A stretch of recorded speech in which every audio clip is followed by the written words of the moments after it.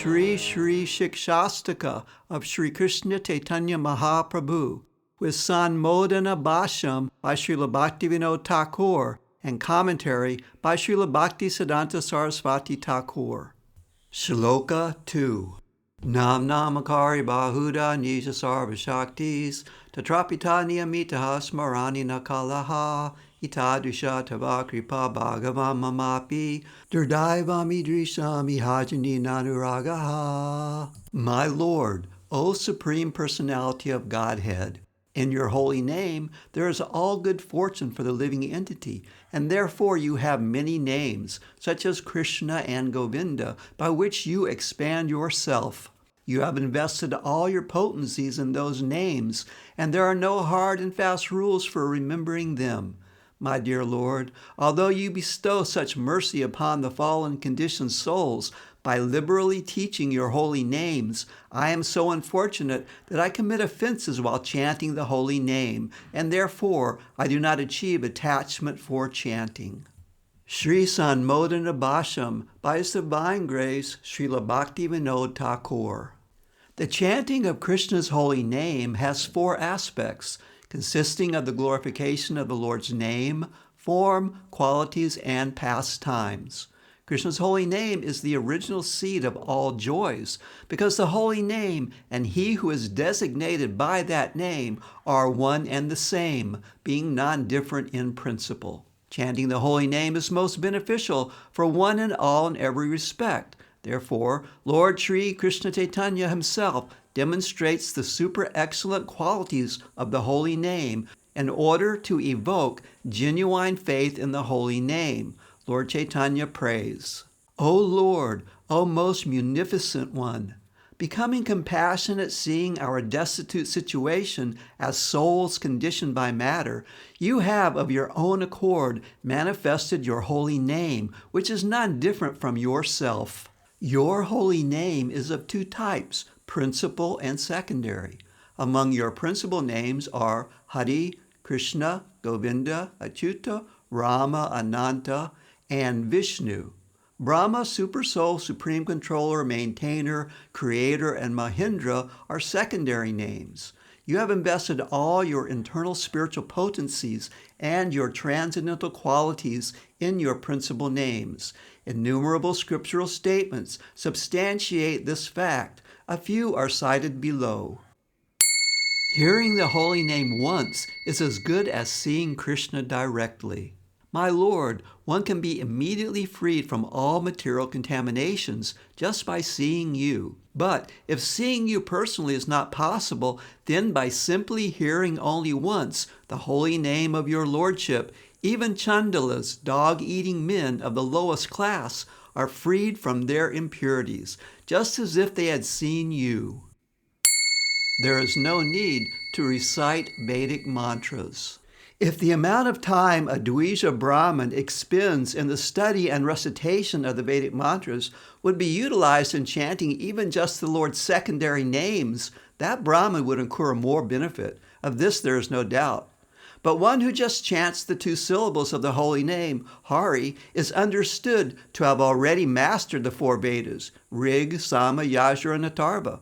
Therefore, it is not advisable to spend time in studying the Vedas. Instead, the holy name of Govinda should be chanted continuously, for his name is glorified eternally. The holy name is the way to perfection for everyone. O King, constant chanting of the holy name of the Lord after the ways of great authorities is the doubtless and fearless way of success for all, including those who are free from all material desires, those who are desirous of material enjoyment, and also those who are self-satisfied by dint of transcendental knowledge. The holy name reveals his glories even to the uninformed chanter. O Lord Vishnu, your holy name is fully spiritual and self-manifested. So even if one not thoroughly informed of its glories chants the holy name, he will gradually acquire perfect understanding just by chanting. Lord Brahma was the first to disseminate the transcendental sound Om. The mere utterance of this sound dispelled his ignorance and fear of death. Therefore, the vibration Om is also known as Tarak Brahma. Chanting without offense fixes one in devotional service.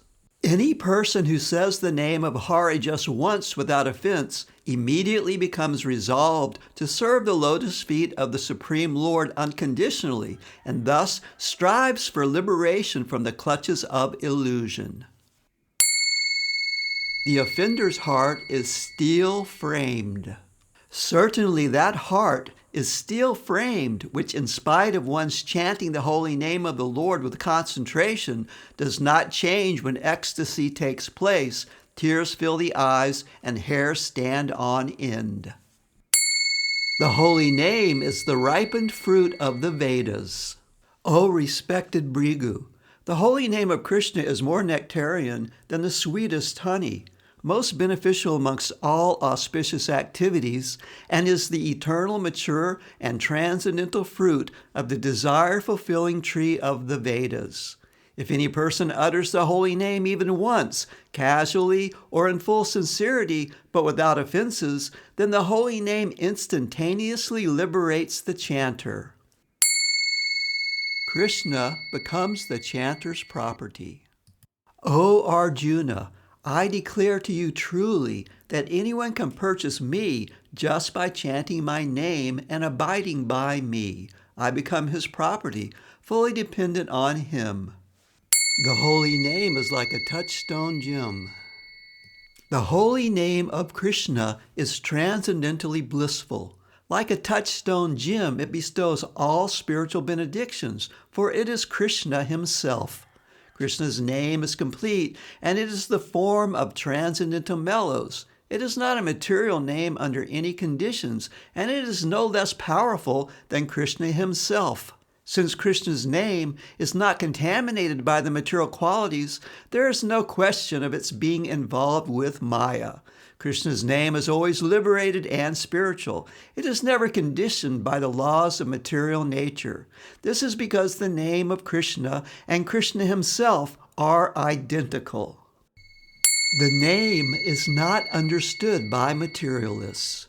No one can understand the transcendental nature of the name, form, quality, and pastimes of Sri Krishna through his materially contaminated senses.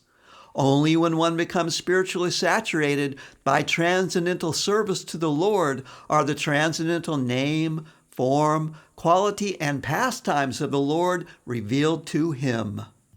From the above quotations of different revealed scriptures, we can conclude that the holy name is endowed with unlimited spiritual potencies.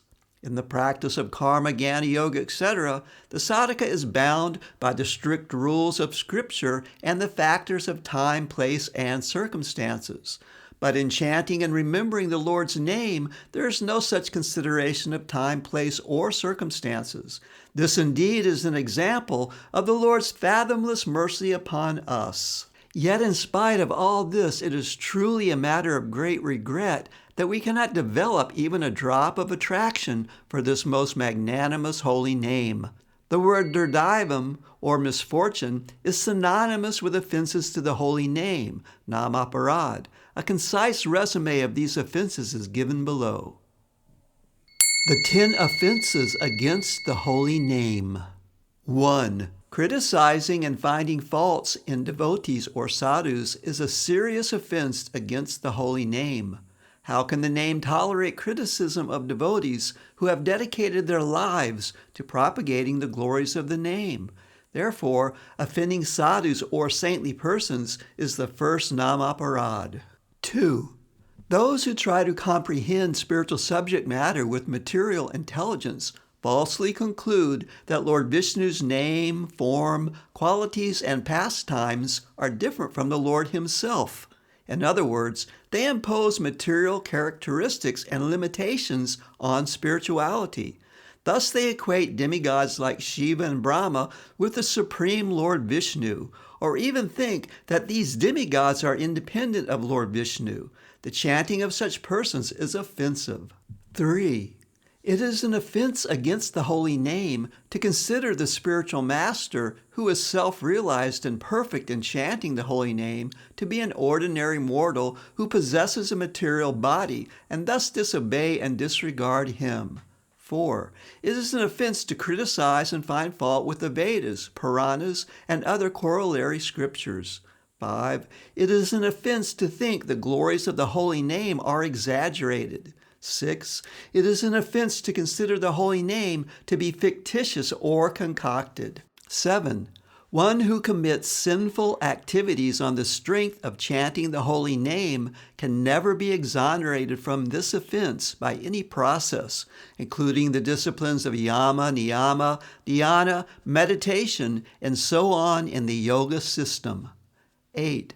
Only a person in illusion thinks that mundane ritualistic activities such as charity, fasting, vows, abnegation, austerity, and so on are on the same level as the transcendental activity of chanting the holy name.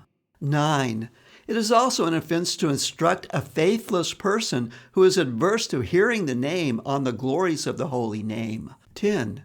After hearing the wonderful qualities of the name, it is offensive to maintain material attachments of me and mine. This means one has not developed a genuine attraction or interest for chanting.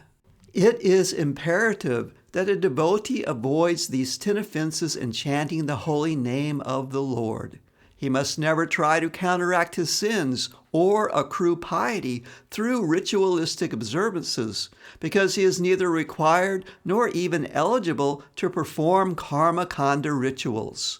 If perchance a devotee commits a namaparad, then with an anxious heart he should go on chanting continuously. Such continuous chanting will protect him from committing further offenses, as well as uproot his previous offenses. The scriptures clearly state that chanting alone can absolve all offenses and sinful reactions. Hence, chanting the holy name is the best shelter for everyone. Chanting removes the very desire to commit namaparad and gradually elevates one to the highest spiritual platform of Krishna prema. When one is free from offenses, his attachment for the name increases. He will soon attain all perfection. Here, all perfection is synonymous to Krishna prema. This is Lord Chaitanya Mahaprabhu's second instruction. He says, "Because people vary in their desires, you have distributed various holy names by your mercy. Regardless of time or place, one who chants the holy name, even while eating or sleeping, attains all perfection. You have invested your full potency in the holy name, but I am so unfortunate that I have no attachment for chanting your holy names."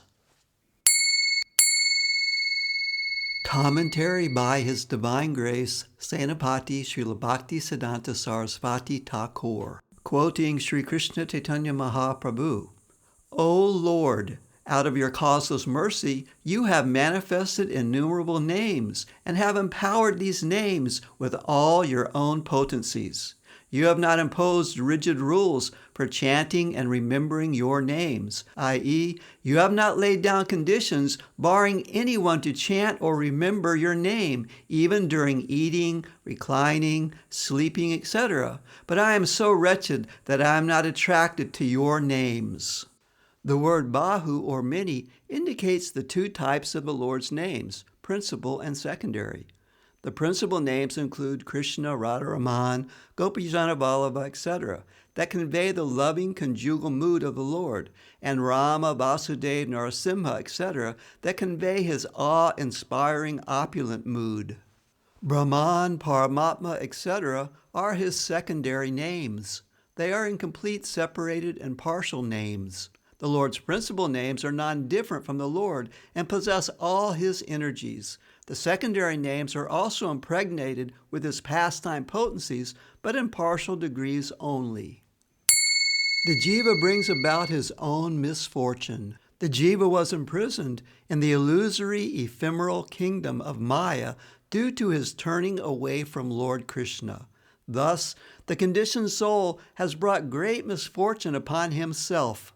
This misfortune is first and foremost his reluctance to serve the Lord. Anyabilasita means the base material desires which, when engaged in the karma and jnana processes, leads to different levels of material enjoyments. Thus, his base desires for sense gratification, karma and jnana, have deluded the jiva into forgetting his real swarup, transcendental identity. They have propelled him into a whirlpool of misery. Under the spell of Anyabilasita, he is intoxicated by immediate sensual pleasures. Pious activities goad him to yearn for heavenly pleasures. His enjoyment of matter leads to frustration, and so he becomes engrossed in striving to realize the impersonal, non-differentiated Brahman. The jiva's own eternal desire is to engage in Lord Krishna's service, but the residue of the practice of these three paths has smothered his proclivity and hidden his good fortune. Now he is caught up in the endless pursuit of religiosity, material wealth, and sense gratification. Thereafter, being harassed by the frustrations of his own sins, anarthas, and lust, he pursues liberation. By the same misfortune, he chants offensively. In this way, he has become the choice candidate for committing nam-aparadas. If he takes up chanting, he is unable to avoid the 10 offenses. Due to his offenses, he cannot chant purely. He first gets the opportunity to chant when he soberly reviews the hopeless chaos of the never-ending conflict of his life. Such introspection forces the jiva to deeply consider his own good. The yearning for a peaceful solution to the endless torment of the unquenchable thirst for enjoyment draws him to the shelter of the holy name of the Lord. Thus he begins to chant, initially indifferent to the proper understanding of Sambandhagan, knowledge of the relationship between God, his energy Shakti, and the jiva.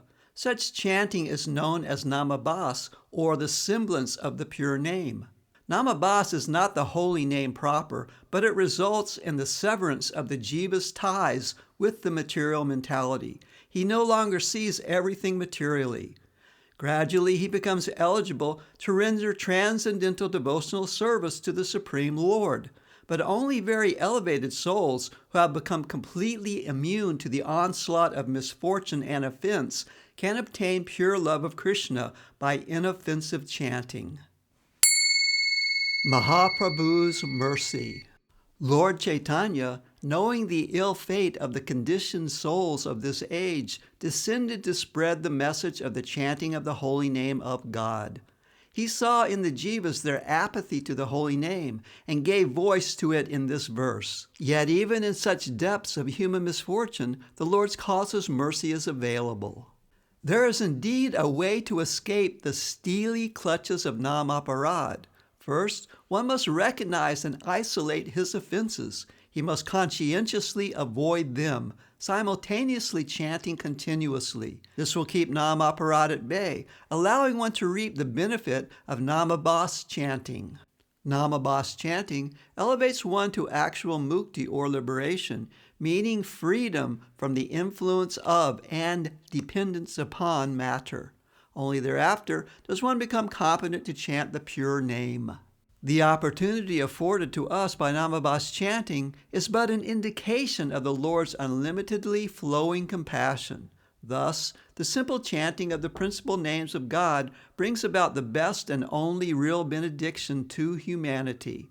When the jiva attempts to grasp at insignificant evanescent material fruits, he is enmeshed in stringent regulations, the factors of time, place, and circumstance, and the struggle with the limitations of his own ability to perform the complicated rituals. But one who chants the holy name of the Supreme Lord faces no such insurmountable obstacles by the Lord's causeless mercy. In the Chaitanya Bhagavat, we find this statement, quote, "Always remember to chant the holy name in the sleeping, eating, or waking hours. There are no hard and fast rules of chanting, so chant all the time," end quote. The same instruction is repeated in Sri Chaitanya Charitamrita. scriptural statements relevant to this shloka. Nija Sarva Shaktis Tatrarpita. All transcendental potencies are invested within the holy name. In the Skanda Purana it is stated, the potency to destroy sin, the all-auspicious potency, the potencies residing in pious acts of charity, vows, penances, etc., the potencies of all the places of pilgrimage, the potencies in the Asvameda and Rajasuja Jugnas, the potency and knowledge of the Absolute, these potencies have been assembled together by the Supreme Lord Hari and channeled into the holy name, making it all-powerful. Niyamita Smarani Nakalaha. There is no fixed time or rule for remembering the Lord. From the Vaisvanara Samhita. There are no fixed times or considerations of cleanliness and uncleanliness regarding the chanting of the holy name. Simply the repeated utterance of Rama, Rama is enough to liberate the jiva from his material bondage. Durdaivam idrisham ihajani nanuragaha. As unfortunate as I am, I have no taste. Srimad Bhagavatam 3.9.3 states, O my Lord, persons who are bereft of the all-auspicious performance of chanting and hearing about your transcendental activities are certainly unfortunate and are also bereft of good sense. They engage in inauspicious activities, enjoying sense gratification for a very little while.